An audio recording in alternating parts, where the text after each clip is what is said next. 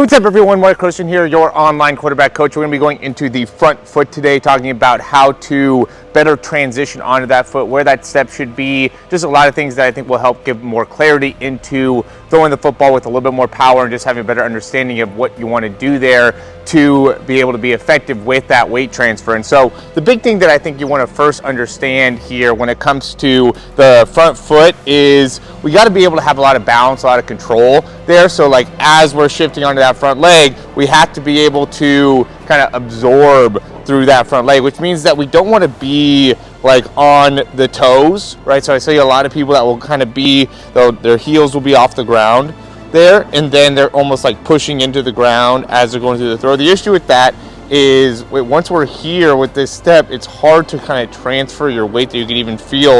If I just have my toe down, it doesn't feel right to just like put my weight on there. Even if I do it as I'm going down, it still feels like I'm just going to go and tumble kind of straight over the top.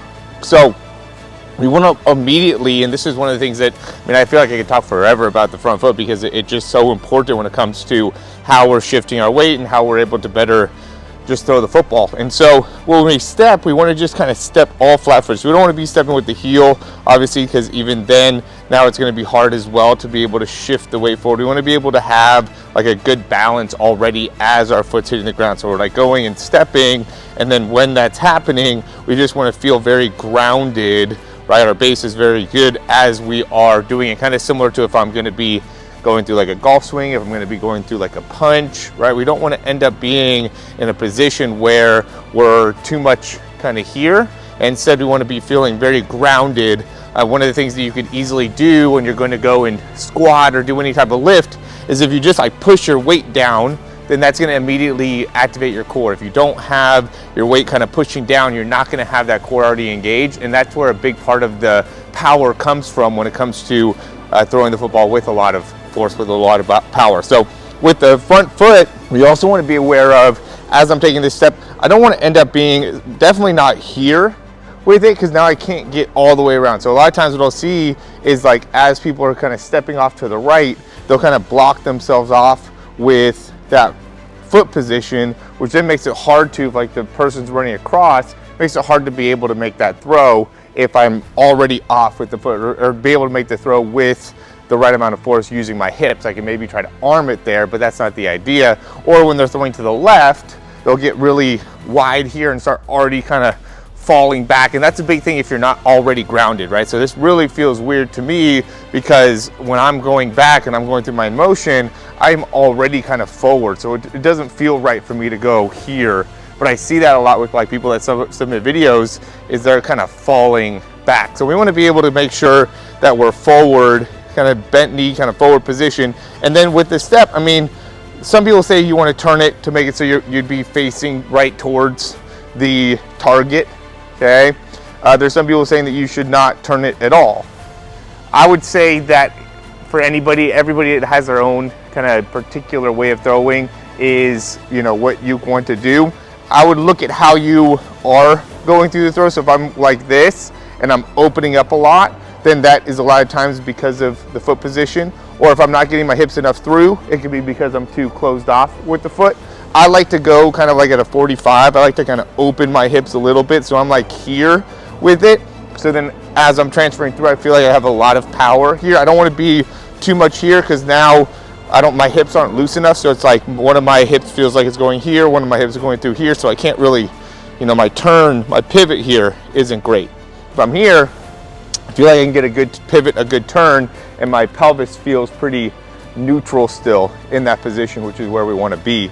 And so now when I have my foot in like a, again, 45, and I'm like pushing my weight onto this front foot, I think what's important to understand is we don't want to feel like the arch collapsing inwards, right? So if you think about the bottom of your foot, that arch is the part that ends up being just like that small little dome or half dome there.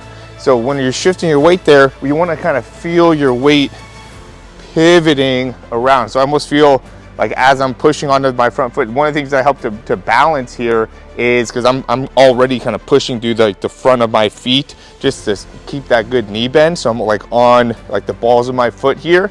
When I'm going, I want to feel my weight going from like the ball kind of inside part of the foot to then rotating to like the outside of my pinky, but still back. So like the ball of the foot, but the pinky ball of my foot, not the ball of my foot, like the big toe ball of my foot. So as I'm doing that, I feel my weight going from the inside to the outside.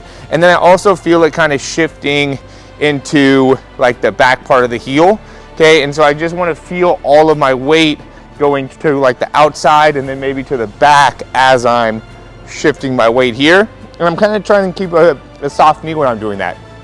A lot of people want to overextend here, and I find when you're overextending, you're really just not pushing down with the foot. So if you could just feel yourself pushing through there, that's going to help you kind of sit into that back leg, into that back hip, which is going to help that around kind of motion through there. And again, you can even see like I mean, it was raining here for a couple days, so maybe that's helping, but my foot is kind of creating its own spot, kind of like in the sand, right? I was standing in the sand for a while, it has that kind of imprint. It's happening right now because I'm standing in the same spot, but I'm pushing down with so much force here that it's actually creating an imprint of my foot, which is another thing that you can maybe, could be helpful for you as you're trying to learn the step, right? And I don't think we want to be taking this super long step, okay? Because I think that makes it so then when you land, you're immediately falling, right? We want to be,